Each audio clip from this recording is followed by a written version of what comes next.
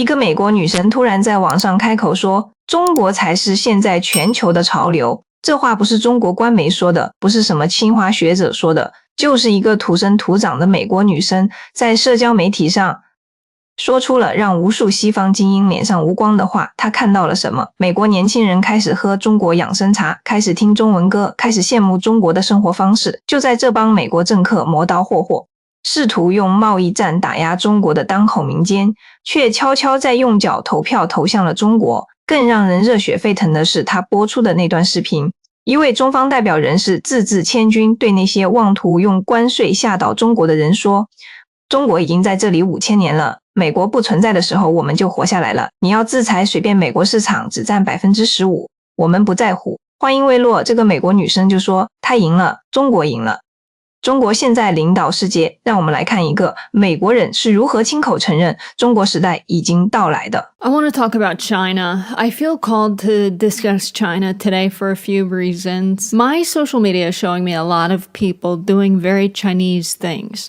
Apple tea being the biggest one, like bone apple tea. And it's people in America. So all of these Asians are posting their Asian tea. It's apples, juju berries. I thought jujubes was just a made-up thing. I thought it was a candy.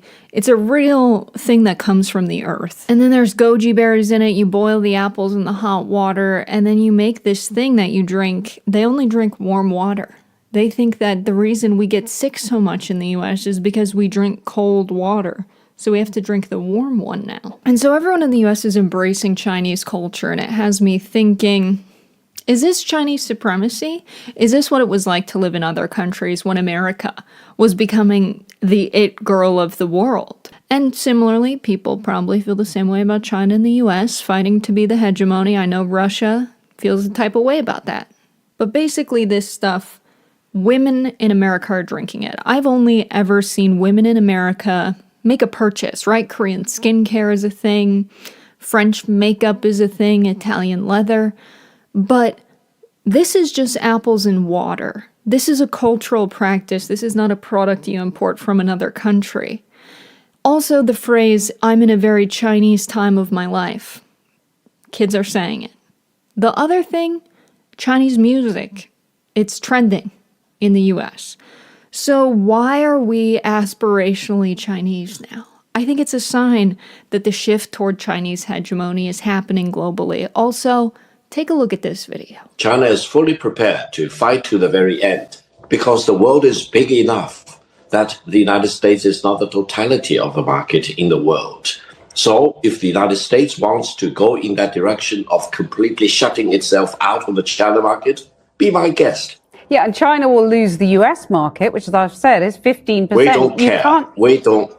We don't care. China has been here for 5,000 years. Most of the time, there was no United States, and we survived. Right. And if the United States wants to bully China, we will deal with the situation without the United States. And we expect to survive for another 5,000 years. He's dunking on us. I don't even know what to say. He's in charge now. China leads the world after this video. The only thing that we understand in America is when someone big dicks us. We only understand power when it's coming from someone who's a little bit aggressive and egotistical. You can have every possible credential, and for some reason in America, that's not enough. You also have to walk with the confidence and talk with the ego that you're that guy.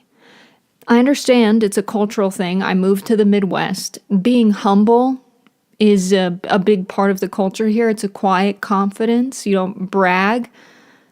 That's its own kind of, big dicking, big ballsing. And so this guy talking to us like that at a time when our leader is embarrassingly incompetent, you're in charge now. China's in charge now. This is why people look up to China. We only understand aggressive authority. We only understand this kind of toxic paternalism. Tell me you're in charge. I'll believe you.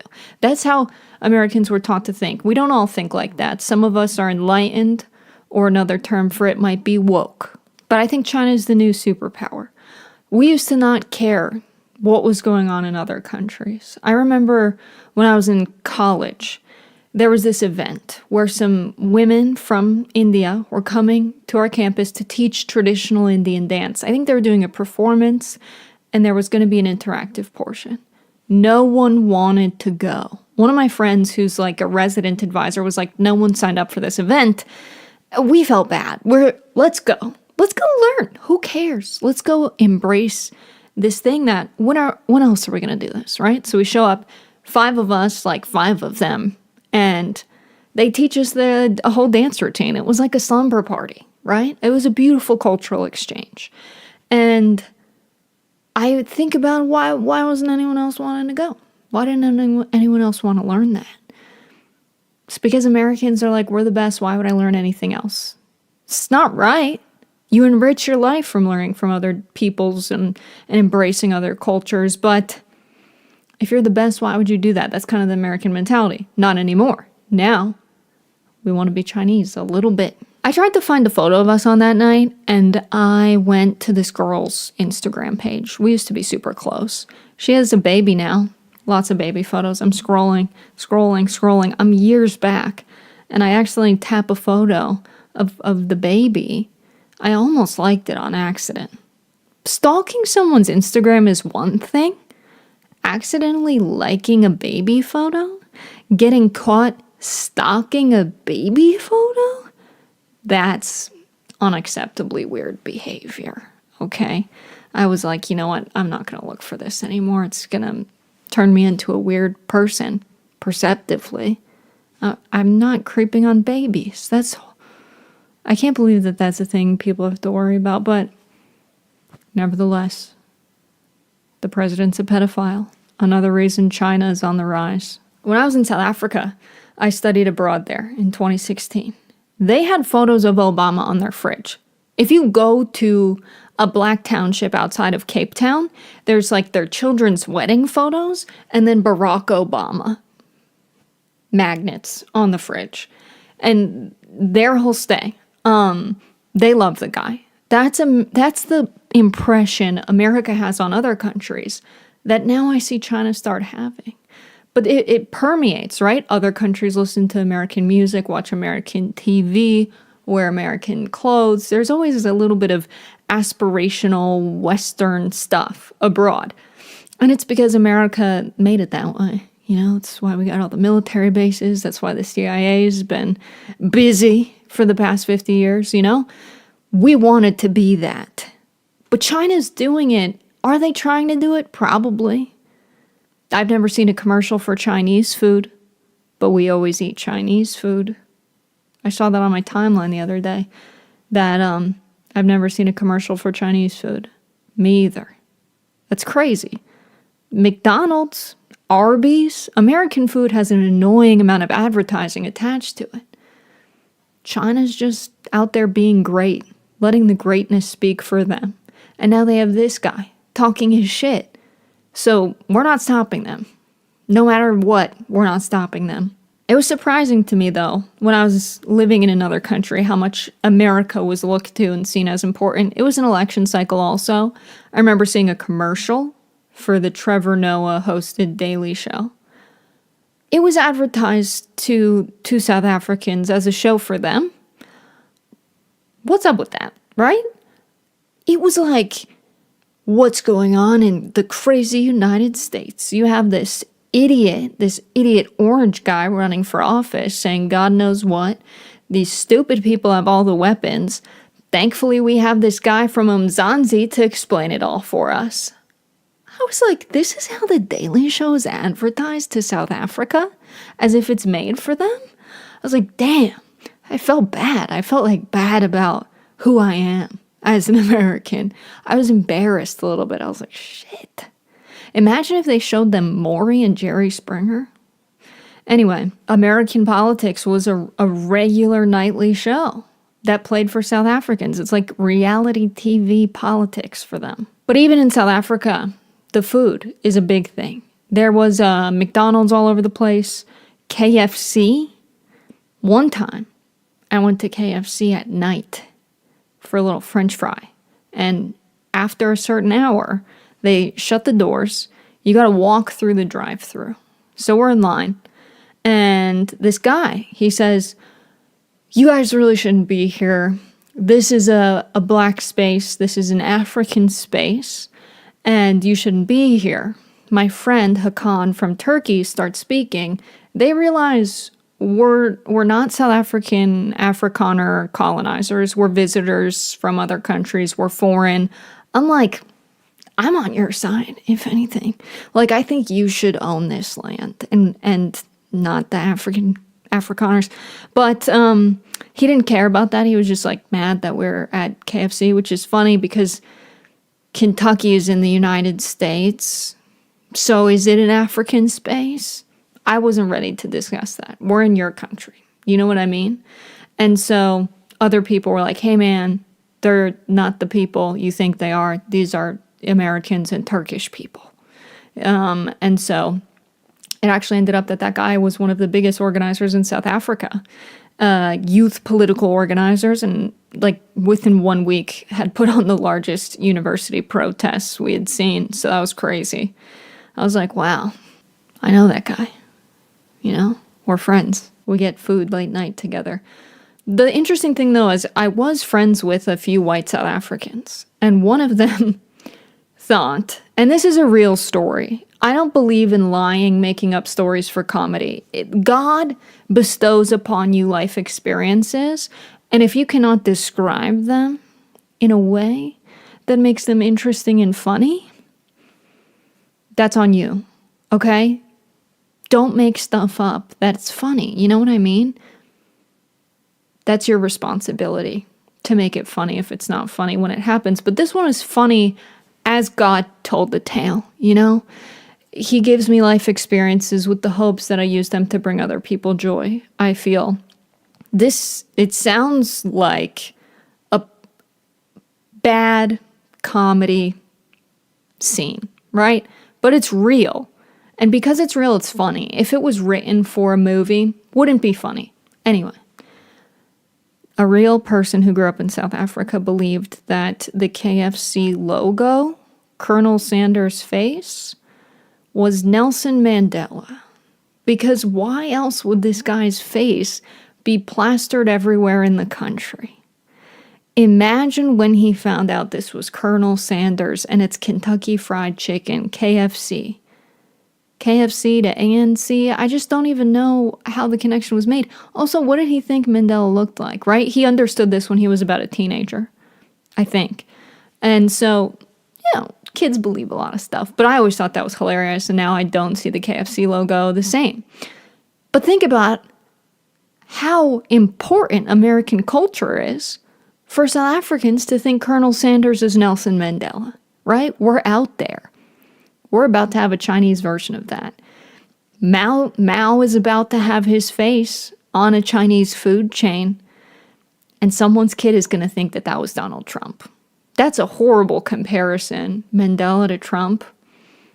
I take it back. Although he does have a pretty similar face shape. It doesn't matter. It doesn't matter. I'm sorry to Nelson Mandela. God rest your soul. I can't even think of a better comparison. I'm not even going to try. We're just going to let that go. We're going to move on. I'm not saying Chinese society is perfect. Okay, that's not what this is about. This is about the perception that I have as an active social media user. I see a lot of young people, and I see young American women wanting to embrace Chinese culture. And I think that's a sign of Chinese supremacy. And it's not because the United States is worse than it ever has been before. That's definitely not true. It's also not the case that China is the best country with no flaws. The problem is that China's slowly been getting better, while the United States got better and then started deteriorating rapidly. The bar is low. No society is perfect, but China seems to be doing better, and I think that's where this is coming from, because when they banned TikTok, everyone went to Rednote, which is a company also owned by ByteDance, the parent company of TikTok. So we said, this app has similar functionality, let's go over there. We start seeing all these videos of people living life in China. We get curious, very curious. We've never seen this before. It felt like exploring another dimension. I had no idea they had that beautiful architecture, clean streets. University is very inexpensive. They go to school for longer school days. That probably isn't fun. But I mean, what are you going to do at home anyway, right? Nothing good, nothing productive. Maybe the kids should be occupied. I don't know. But I see this other way of living. We're talking about healthcare costs. There's a cultural exchange happening. And it left Americans longing for China. And it left the Chinese feeling grateful for where they are. And they're right to feel that way. And so China's strategy of do nothing and win, it's really working, I think. I never aspired to be Chinese before. I was bullied for being Chinese, even though I'm not. I was called Mulan by a girl. She apologized for it, but I'm Slavic and Italian and a little Welsh. I'm not Chinese, but I was bullied for being Chinese. But who's winning now, Carly? I shouldn't say that. She did apologize, and I forgave her. But no amount of apple tea will get you on my level now. Now that there's a new standard of beauty. Let me tell you something that maybe older generations don't understand. There's a reason China will win that is underappreciated, and it's that the younger generations of Americans love China. China has psychologically imprinted on us in a way that's irreversible, I fear. Picture it. You're an American child. You get in trouble for something. Your parents are stressed. They can't pay the bills. They're taking it out on you. There's not going to be an apology or an explanation. You're going to get sent to your room, teary-eyed, with a hurting heart, because the person that's supposed to make you feel safe and protected in the world is angry at you and the world. And so you get sent to your room for a while to play by yourself. And what do? You grab a toy. And what does the toy say on it? It says made in China. When no one was there for you. China was there for you. China was there for me. I love China. Why wouldn't I love China? I have nothing but positive associations with China deeply ingrained in my psyche. So you can imagine when I started hearing China's going to become the world power, China's on the rise, all of this stuff. When you grow up, China's going to be so important. I was like, I know. China's everything. To me, they've made everything I love and enjoy. So I'm not sure if we're ever going to be able to tell the American children that China's bad. I literally got a pink Nintendo DS for my 13th birthday and got a game to learn Chinese, to learn Mandarin. Okay? I didn't learn that much because I was not diagnosed with ADHD. But if you gave me a pill and you sat me down with that game, I'd be fluent. But it wasn't in the cards for me. So I never learned Chinese. But maybe I will now. Also, Chinese food. It's good. There's not a single kid that was disappointed when it was time to order Chinese food. They all had something they liked on the menu. We've all had a Chinese restaurant. I've been in many small towns in America. Most of them have a Chinese restaurant. You can't compete with that. So yeah, America led to its own demise. China was like, I'm gonna do me. That is the right strategy. 看完这个美国女生的视频，我心里说不出是什么滋味，有骄傲，有感慨，还有一种久久压着的东西，终于被人说出口的释然。说真的，她说的那些我们心里早就知道，只是没想到，第一个大声讲出来的是个美国人。这让我想到社会学里一个概念，叫文化磁场效应。当一个文明强大到一定程度，它不需要主动输出，只需要存在，别人就会自动向它靠拢。中国现在就是这个磁场。他说，美国年轻人涌进小红书，看到了中国前进的街道，看到了亲民的大学学费，看到了另一种活法，然后开始羡慕，开始模仿，开始喝养生茶，开始跟着哼中文歌。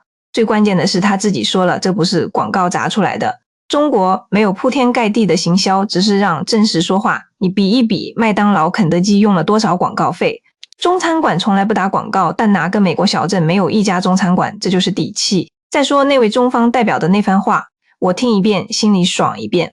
5000年的文明不是口号，这真正经历过无数次盛衰起伏，打不倒压不垮才磨出来的那种底气。打个比方，就好像村里住了5000年的老农，忽然来了个不到300年的毛头小子，气冲冲地说：“我不买你的粮了。”老农只是淡淡地说：“好，我卖给别的人，你自己看着办，谁更稳。”一眼明了。他在视频里还提到一个学术概念，叫修昔底德，陷阱崛起大国与守成大国之间。历史上16次类似的竞争，有12次以战争收场。哈佛学者格雷厄姆·艾利森花了很多年研究如何让中美避免这个陷阱，而中国的答案其实他已经说出来了：不对抗，只做自己，让世界自己走过来。这才是真正的软实力，不是靠在全球部署800多个军事基地，不是靠颜色革命输出意识形态，是靠让自己的老百姓真正过上好日子，然后让外面的人自己眼馋。